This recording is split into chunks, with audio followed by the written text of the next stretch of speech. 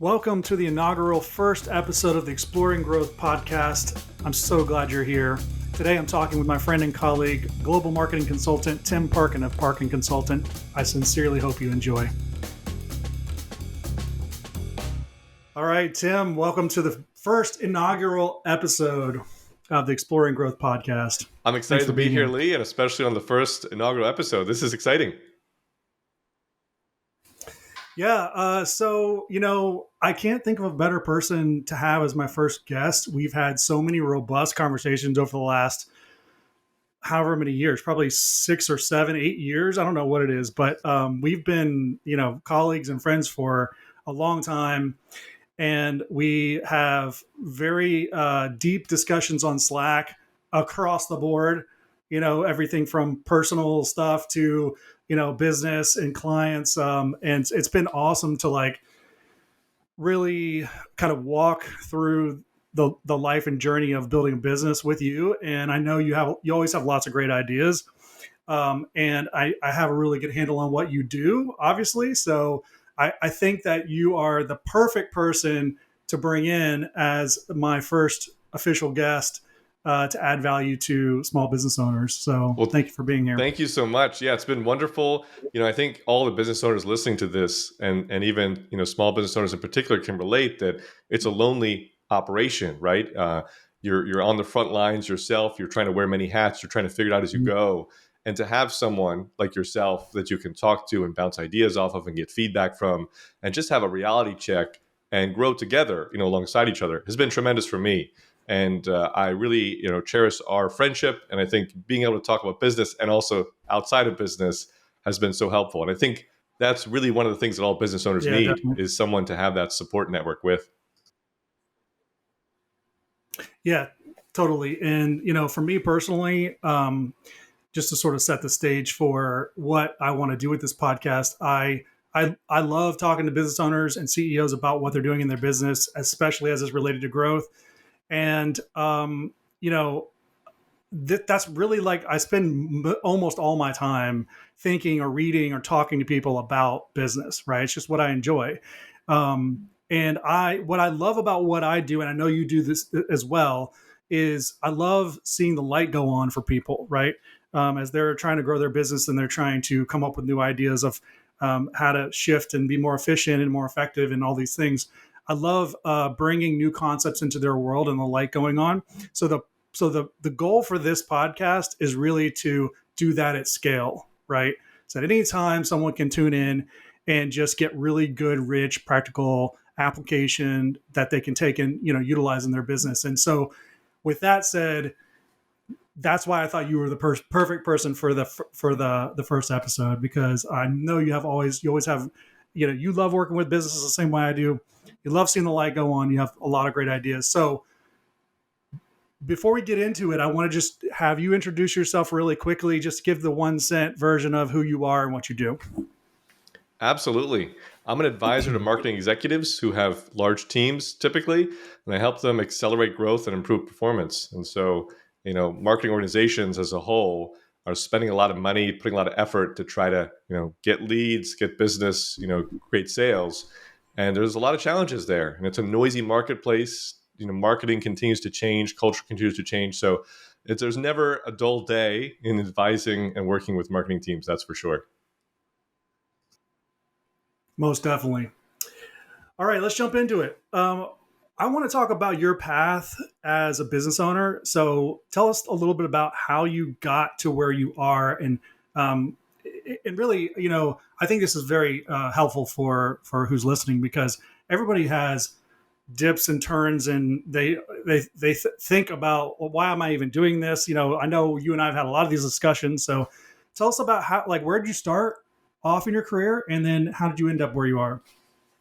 Yeah, it's been a winding journey, that's for sure. I started off programming at a very young age, around 7, 8 years old, and so I always knew that I would be in technology, in some aspect.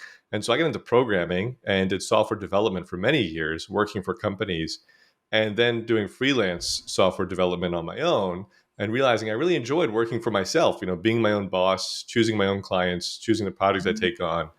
But during that time, I was building all these products for companies, and I realized they weren't getting customers, they weren't getting sales. They didn't have a technology problem, they had a marketing problem. And that's when I made the shift into marketing. So I have no Mhm. formal experience or background or education necessarily in marketing, but I realized that's really an opportunity. It's something I'm interested in. And simultaneously, as you know, because we've been friends for a long time now, I have a passion for magic. And so I've always been, interested as a kid in magic. I thought I'd be a professional magician one day. It wasn't until I realized that they work, nights and weekends when all the parties and dinners are, that I abandoned that idea, but never gave up on magic as a passion, as a hobby. And so with magic, it's really interesting because you get to see how people think and how they react and how they behave. And combining that with my experience in technology, I realized that's what marketing is. It's the technology combined with psychology of how people think and perceive and respond to things. And so I just really love it. Yeah, that's awesome. Yeah, I know. I've seen you do a few tricks, and magic is always sort of mystifies me. It's like a lot of sleight of hand, but what I think is crazy about it is that to learn these tricks, you have to spend a lot of time and energy and repetition of doing these things to make them look like they aren't really what you're seeing. And then on top of that, this is a layperson's observation, obviously, but on top of that, you have to have an act, right? Like you have to have this sort of, you've got the mechanism down, but then you also have to tell a story or you have to act on top of it.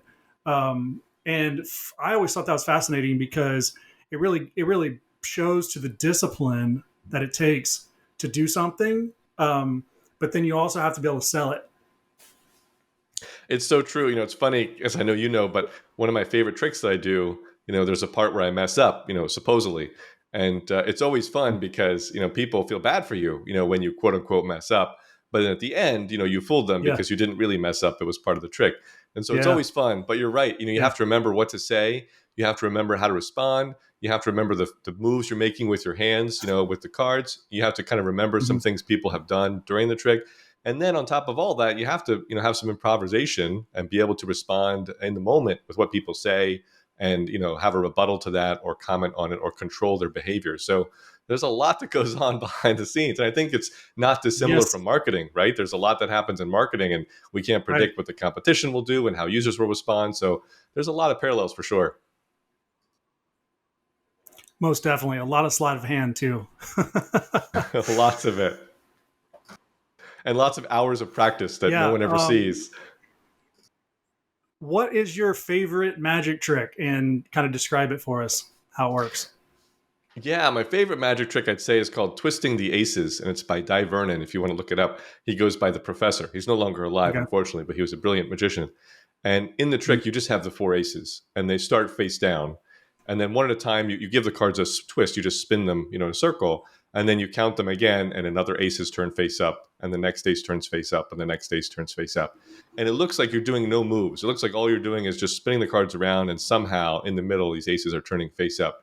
Obviously there's a lot that happens behind the scenes that people don't see, but it's such a beautiful trick because of the simplicity of it. From the layperson's perspective, nothing is happening but magic is happening, and it looks like you're doing no moves. Yeah. So it takes a lot of practice, but I've probably done it, I don't know, hundreds of times at least. And that's one of the secrets of professional magicians is you have a handful of tricks that you do over and over again for different audiences, whereas amateurs, keep buying new tricks to do them for the same audience, their family and friends. So I've been fortunate to be able to perform for clients and conferences, and it's a great networking tool. I've made so many wonderful connections from magic. Definitely. Definitely. It reminds me of marketing automation and how you can set certain triggers to happen behind the scenes that kind of look like magic on the public facing side. And there's a marketing automation platform similar to HubSpot. It's called SharpSpring. They're out of Gainesville, Florida. And when they first came out with their offering, they had what they called a magic trick where you could click a button on an email and then it would perform almost like an algorithmic type of um, I don't know what you would call it, whatever it did behind the scenes. And it's like they did a little card trick with their automated software. So it's kind of cool because it was showing you like, look, we can do very complicated things and make it look like magic, right? But you're probably not going to need that level of sophistication, but we are able to do that. I thought that was really cool. Yeah, that's awesome. That's a smart way to demonstrate, that, like you said, the capabilities of their platform and give people ideas too. Because I think that's one of the challenges of automation is people think of really basic things to do. But when you can expand your horizon, expand your mind, there's a lot you can do with automation, but people often don't think outside the box. That's a It's really so cool true. example. Yeah, it's true. Um, so, you know, I think one of the things that, I mean, this is really an expertise of yours, but one of the things I think you can add a lot of value to our listeners is in the vein of optimization, right? Um, you spend a lot of time really working with enterprise level companies globally. I mean, you're working with big marketing teams and big brands, helping them optimize revenue because at that stage of growth, that's a lot of they've got a lot of their systems in place, they got a lot of their tools in place, got their team in place, and obviously they're managing that and tweaking it, their different talent. But optimization is very key for a CMO, right? And that's what you're in there helping them do. I'm interested to like kind of get into this idea of like how can small business owners and CEOs of these small and mid-sized companies um, how can they think about optimization of revenue, right? Because a lot of the companies I'm working with, they have small teams. They may have one or two marketers, and they're growing, and they need to build their team. So what we're doing is putting in processes and systems, and putting together tools, and maybe even implementing an automation tool like we talked about. But we're really not talking a lot about optimization yet. We're putting all of the mechanics in place so that we can get enough data that we can then optimize, right? And I find the optimization stuff very fascinating, and I think it'd be interesting for small business owners to know like what if they have stuff in place, right? If they're already running campaigns, let's say paid ad campaigns or even content strategies. Um, what can they do practically to optimize what they're currently doing? It's a really great question. And I'd say there's a couple things they can do at any level, even if you have, a small team or a small budget, or you don't have the time, especially to embark on all these activities. Uh, Optimization is kind of the second part. The first part I would say is the fallacy of optimization is what I learned from Jerry Weinberg, which Hmm. is the law of raspberry jam. The more you spread it, the thinner it gets. Okay. And so you really have to focus and Yes, true. prioritize, that you can't do everything, with a small team. And so, like you said, automation and processes and systems are so important because of that. And so I think often there's this idea in small businesses that you have to do everything. You have to be on every social channel. You should be blogging. You should be doing email and ads and all this stuff. And I don't think that's true. I think you really need to focus. And I tell all my clients even to prioritize Mhm. ruthlessly and find out what are the things will actually move the needle, focus there, and then you can optimize those things rather than trying to do everything and not have time for optimization. So I think that's step one is before you can even optimize, you have to have the time to optimize and the resources to optimize. And often that means cutting away things that are not being conducive or productive or delivering any kind of results. Definitely. And I see that all the time too for the work that I do. When I go in, I'm generally telling them to do less marketing because they're trying to be all to every platform and they're trying to, they spread themselves too thin. It's like you said. I think that's a great thing to mention as far as just fallacies that companies will run across because it happens at all levels. I Right. know we've had this conversation a lot where I'll say,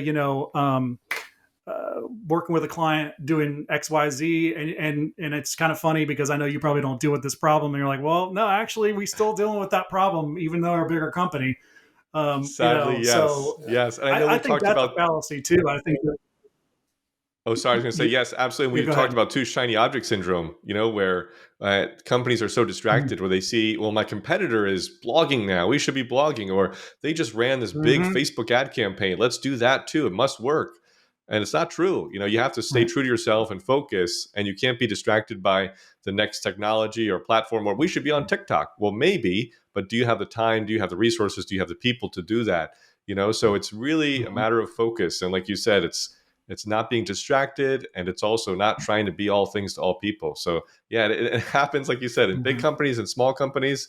Everyone is susceptible to this.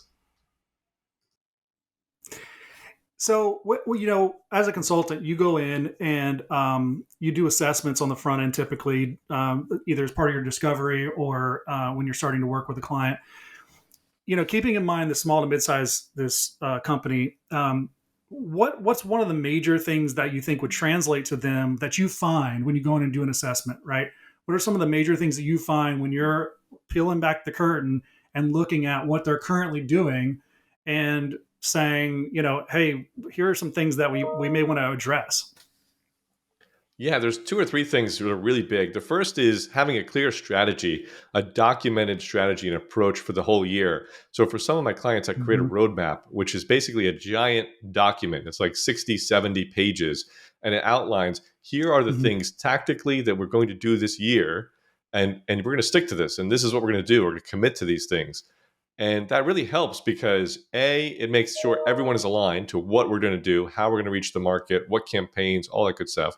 But then B, it helps you to make sure you can check those things off as you go throughout the year. And it keeps you focused because you're not now distracted. You have a document you've all agreed to say, this is our plan. This is what we're going to do, nothing else. And you can still change it, of course, but you shouldn't change it, just on a whim. You need to be strategic and thoughtful about that. So that's the first thing.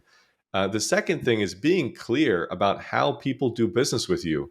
I can't tell you the number of times I've seen, websites where they say we're not getting leads or people aren't contacting our business. And if you go to the website and try to contact them, it's impossible. It's either hidden or the form doesn't work or it goes to the wrong address. So just, quality assurance, checking out your own marketing. And when you launch something, double checking it, triple checking it, and having it on a regular basis, every quarter, every month, go and try to fill out a lead form, go and try to do a purchase, add something to cart. You wouldn't believe the number of times. I mean, it's every week I see with my clients something they've launched or released or had out there doesn't work. And, fortunately we catch it before it's too late. But can you imagine going, a quarter or a year and your lead forms don't work or your ad campaign isn't running properly? So really checking that stuff is so important. And when you're a smaller business, when you have a limited budget or a smaller team, that becomes even more important because again, you don't have the time to be doing that, but you really need to set aside the time to do that. It's so important.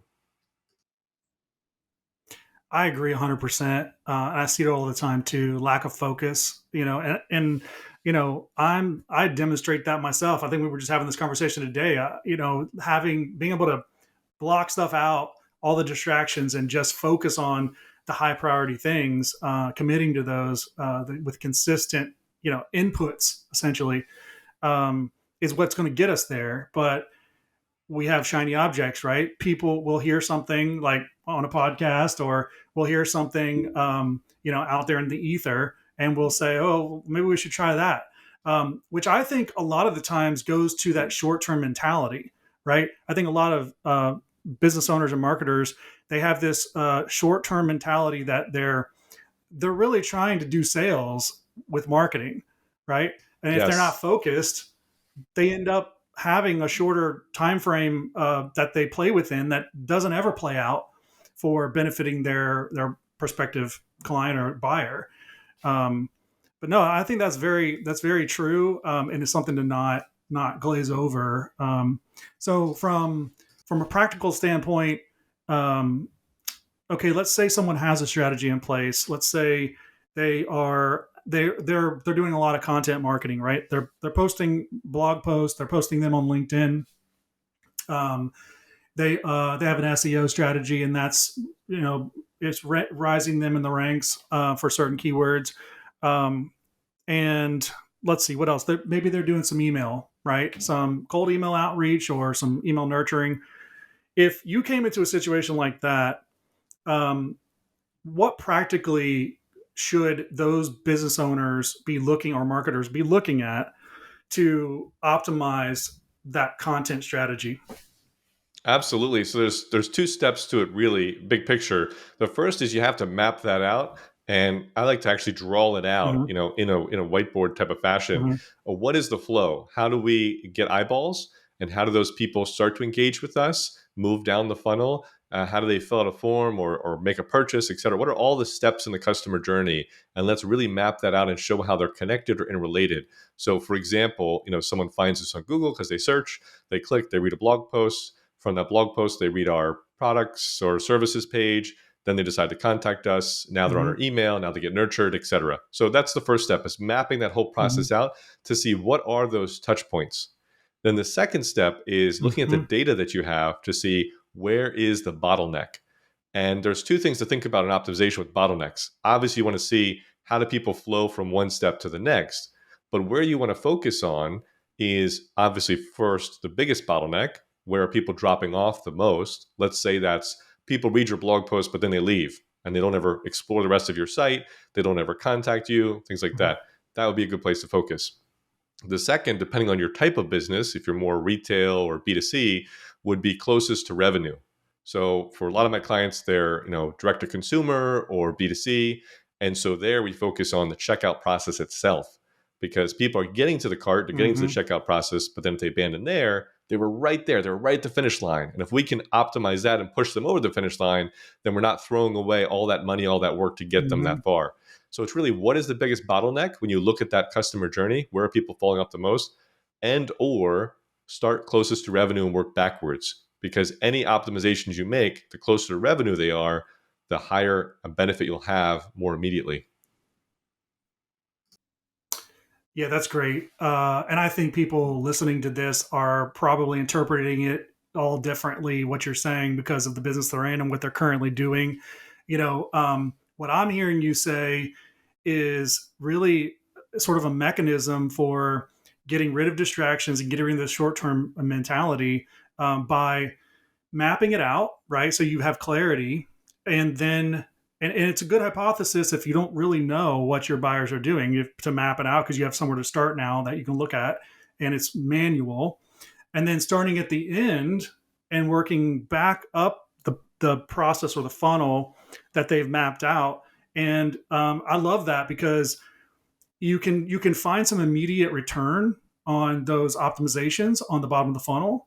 And so it's sort of like you are pulling the sales lever a little bit, in your marketing strategy as you work your way back up. But then I would add on the top end, right, so that you have this long-term approach at the same time and gets yourself out of the short-term mentality. As you're working on those optimizations, go ahead and start implementing the few things that you think will work, if you don't know, or do more of what you know will work on the top end, on that top and middle of the funnel, so that you're doing these two things so that the top and middle can start to drive awareness and engagement while you're working on optimizations. Absolutely. I couldn't agree more. And I think you illustrate an interesting point that a lot of businesses struggle with, and even large businesses, but particularly SMBs, that they have this mentality that if we just get enough attention, if we just get enough traffic, if we just get enough eyeballs, we'll get some leads and some sales from that somehow. And that is completely Yeah. untrue. And this is where you have to focus on the bottom up approach and really your ideal clients and where they're at and how Hmm. to reach them. And so, an example here is Starbucks. I go to Starbucks a lot with my wife, and we were driving through the other day, and on the menu, before you order at the drive-through, on the menu, someone had pasted this lost cat sign, and it was a picture of the cat, and it said lost. Call this number if you've seen this cat. And I thought, this is genius. Think about during the busy time how many people drive through this Starbucks. Yeah. Hundreds, if not thousands, of people are seeing this cat sign, but Yeah. they're all the wrong people, because I'm not going to get out of my car and look for this cat. Hmm. I probably haven't Hmm. seen the cat. I drove from my house to Starbucks and back home. So, from an eyeballs perspective, Right. brilliant. But are they going to get any results from this? Yep. No. And this is how most people think about marketing: is let's just cast a wide net and get in front Yeah. of as many people as possible and hope that something comes from it. Yeah. And guess what? Nothing's going to come from it. I can guarantee you. And you can waste thousands You are and millions of so dollars right. and thousands of hours and lots of effort and stress trying to do that. So focus on the bottom up, as you said, and you'll have a much more higher chance of success. So right, 100%. I think about that a lot, actually. How simple a concept that is, but how many people miss the fact that it doesn't matter if you have a lot of traffic to your website. It could be all the wrong people, right? Or any other platform that you're getting eyeballs from. Google ads, right? You can spend a ton of money on Google ads and you just got scammed. I mean, the house won, right? Because Exactly. you didn't get anything from it because you're not targeting the right people, or you know, you don't have the right offer or whatever it may be. That reminds me of this, when I never watched the Super Bowl, but I heard enough about it that I knew it was happening. And you know, the Coinbase had an ad, and I was talking with another friend of mine about it, who's into Bitcoin, and we're talking about, like, you know, did that ad actually work? Because, well, part of the discussion was that their website went down, right, during the process there, which obviously shows that they had high awareness and high attention, right? Which you're going to get when you have that many eyeballs, right? Um, but I kind of thought about it like it's sort of like Groupon, where you have a lot of small businesses get into this. I personally think Groupon's kind of a scam because Yes. it really, you know, it's like predatory lending, right? It focuses on the small business owner and says, hey, if you give us your product for a fourth of the price, we'll sell it for half the price, and then you get a bunch of customers who want stuff for half off, and then Right. they're never going to stick around, right? Because all they want to do is go to the next deal. And if you know, I think there maybe is a 1% of business owners who really, if they strategically knew how to work that offer and retain some of that business, would could do something with it. But I think most of them just sort of get scammed, where they get a bunch of people through the door, you know, overhead goes up, and they really didn't get anything for it. And I kind of look at that Coinbase ad as the same thing, where, okay, well, you got a lot of eyeballs there, and maybe you converted a lot of, I think there may be an article talking about conversions somewhere, but maybe you converted a lot of those people into customers, new customers that now have accounts. Okay, well, how many of those actually invested money, and how many of those are actually going to be here in a week or a month, or, you know, I mean, so to me, I think it's such a glaringly obvious thing that owners and marketers should be thinking about is, who is our buyer, and are we putting this message in front of the right buyers? Because if we are, we only need five. We don't need 5,000, right? But I think big Absolutely. numbers make you feel like you're making progress, even though you're not. It's so true. And this is a question I ask all my clients, which is, what does success look like? If this is successful, what will happen? What will that look like? And to your point, no one ever says, well, we're going to have 20 million people come to our website. That's not success. Mhm. Success is, we're going to have more customers. They're going to spend more money with us. They're going to stay Mhm. longer as a client. That's success. And so if that's what success looks like, if the answer to that question then dictates, how do we measure that, and what do we do to drive real success, not vanity metrics, not traffic, not a bunch of stuff that doesn't matter. So understanding and focusing on, what does success look like, and then, as we said, working backwards from that, how can we get that as fast as possible, as cost effectively as possible? That's all that matters. All this other stuff, like you said, Coinbase, I'm sure a ton of people know what Coinbase is now, but they probably don't understand crypto. They're probably Mhm. not going to do business with it. They're probably not going to invest in crypto. Mhm. They're just now aware of it. And maybe that's the first step for them because of the scale that they're at. But I don't think Right. so. I think a lot of people are Right. not an ideal customer for that. Yeah, agreed. And you know, the price you pay for that amount of attention at that level of the funnel, those economics could work out, right? Because I'm not saying that you have to have an ROI, right? You could say, I want to spend $15 million on a Super Bowl ad, and no, it's a lost leader. I mean, it depends on your business strategy, right? So I can't sit to say it's a bad idea or not. But I just think, you know, thinking through that conversion process and what's the long term stickiness, is something that business owners should be thinking about, right? Are they working with the right people? Are they going after the right people? You know, I've talked to clients before that have clients on their book, or customers on their books, and they're not profitable, but they're there, right? I think, you know, a percentage of effectiveness because they are contributing to cash flow, right? So they're helping them with cash flow, when they bill them and they get money in, but they're either losing money on them or they're not making much money, and it's taking their staff's time, and et cetera. So I always say, well, have you considered maybe just letting them go or firing them? Because that would really help you to free up the capacity of your team to go find people you actually want to work with. That you probably could meet through the people who are good customers. Um, Right. but I think all of that is very, very important. People are afraid, yeah, to change the status quo or to let go of things, but it's necessary. Again, ruthless prioritization and a real keen focus. We have to be laser focused on what matters, what's going to drive results, and what success ultimately looks like. And we have to abandon and jettison everything else because it's just a waste of time and resources and capacity. And as a small business, you don't have much. And you and I, being, well, at least myself, being a solopreneur, Mm-hmm. I have no time. I'm too Mm-hmm. busy serving clients and doing Mm-hmm. marketing stuff myself. So I have to be very careful about where I spend my time. And small businesses are no different. We need to be very aware and careful of where we invest time and resources. I agree. Um, just as a side, what is your flavor of the week? You do your own marketing, right? Like, what are some of the marketing efforts that you're deploying right now for yourself? Because I know there's probably a lot of consultants and small business owners that are listening to this that could benefit from that. Yeah, absolutely. I would say first podcasts like this, right? Getting the word out Mm-hmm. there and sharing everything. I'm very fortunate to work with these big companies, as you mentioned, and see inside and see all the good and the Mm-hmm. bad. So I love coming on these podcasts and sharing, what I've seen, what I've learned, and it gets me exposure. And whenever I do these things, I have people contact me, so that's wonderful. So podcast is a great avenue. I also have a PR agent, which is tremendous, and she's helped me get in Ad Definitely. Age, Adweek, Inc. Forbes. I'm a contributor to Martech. So, I mean, that's been tremendous. And just to have an outlet, outside of my own audience.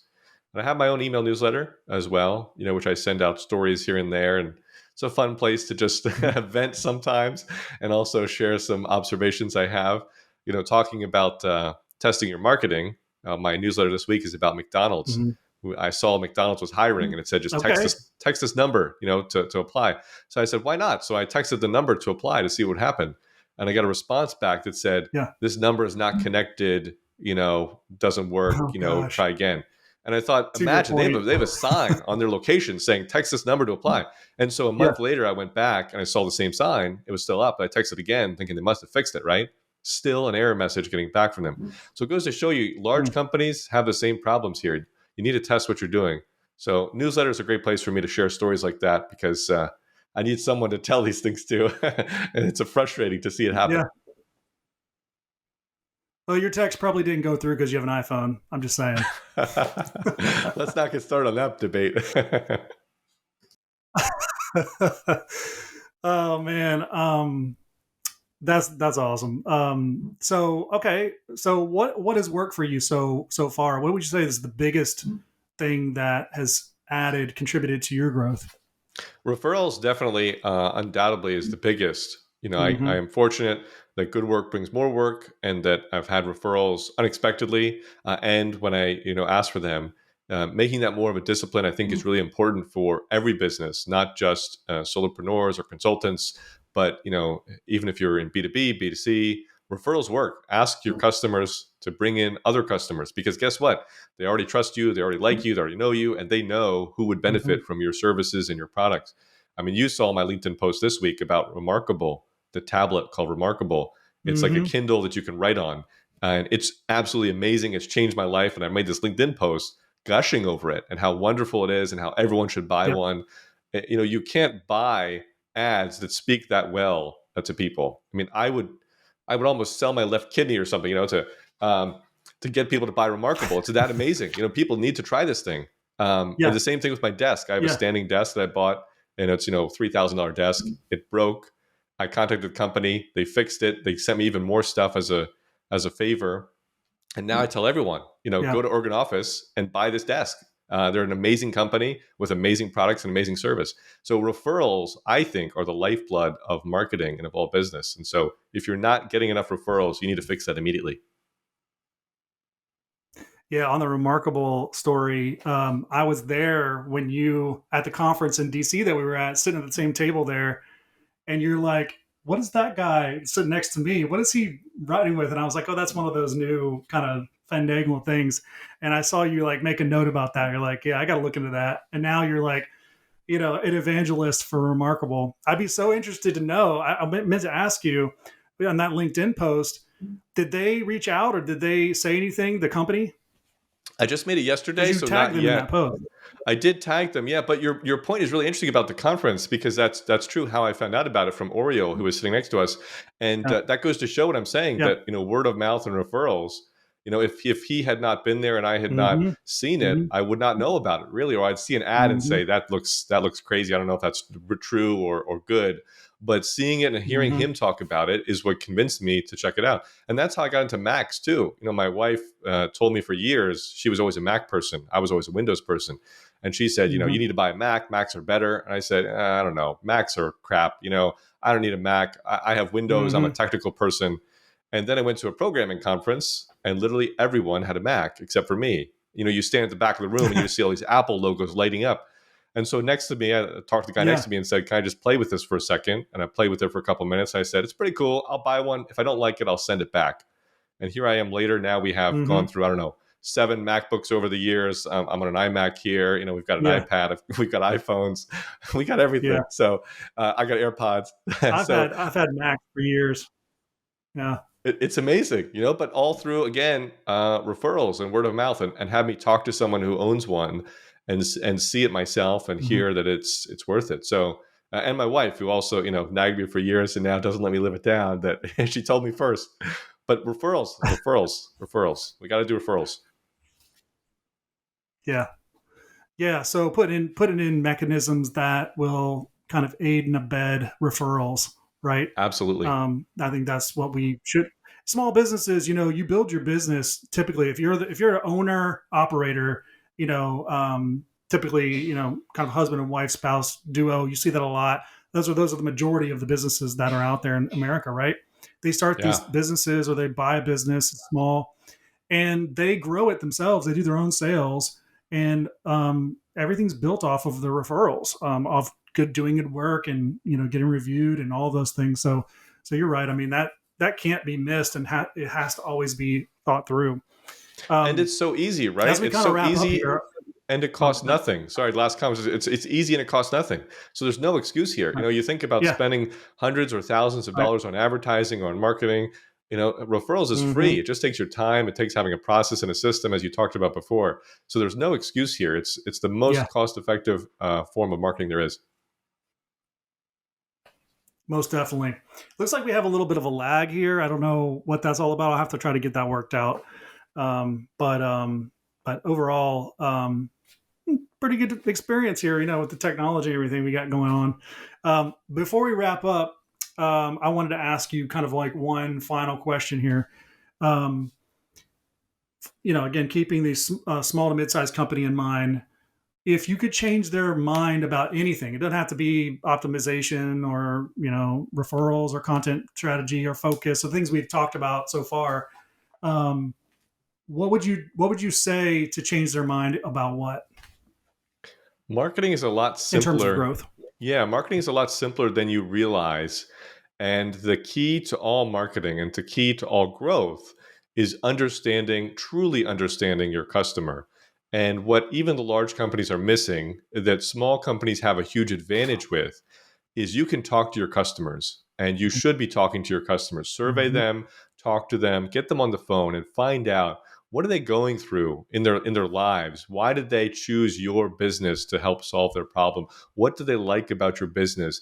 And use those insights, but then also capture those as testimonials and as quotes and as social proof, and really rely on your customers in that way. Too many small businesses and businesses in general think that they know better than their customers, or that they're serving their customers. Mm-hmm. And really, it's a partnership with your customers. And the more you can align yourself with your customers, the more you can understand your customers holistically, the better you can be as a business, and the Mm-hmm. faster you can grow, and the easier you can grow. And so I call this customer proximity. Whoever's closest to the customer wins. And we often think of this as a challenge, us versus the customer. And we have to think of it differently. You have to be next to the customer, walking alongside them. And so all Mm-hmm. of marketing, in my Yeah, opinion, that's is good. built on that foundation. And so the closer you can be to the customer, the more clarity you'll have of where you need to go and how you need to proceed to grow. Yeah, that's great. That's awesome. I love it. Well, so as we've now launched. This is the inaugural episode number one. My intention is to have all kinds of different guests on this podcast. People from other types of marketers, directors, VPs, CMOs, vendors like marketing automation companies, other consultants, business consultants, succession planners. There's a wide range of people in the ecosystem of growth, or even in risk mitigation for small to mid-sized companies. I'm intending on bringing in some experts in the search fund. So investment funds that are focused on searchers who are looking to buy businesses, right? They're at the micro level. Some micro PE, the private equity companies. I think that's super interesting right now, especially since we have so many baby boomers that are trying to retire and they don't have succession plans and in place. And it speaks to a lot of the things that I do with companies. Trying to set them up for success and higher values. I think there's a lot of people to talk to in that realm. So excited to talk with all those people, financial planners.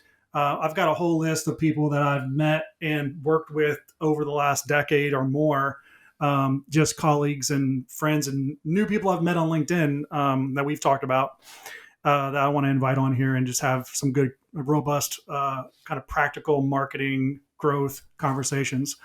So I'm super excited to have you as the first one, and I intend to have you back probably at least like every 15 or 20 episodes. I need to have you Nice. back. Like these talk shows, they have their main guest person that comes back, or they're like the anchor. That's what I want you to be. I love it. I'm up for it. Let's do it. Cool. All right, Tim. Thanks again for joining us, and looking forward to getting this thing going. And yeah, thanks for all your wisdom.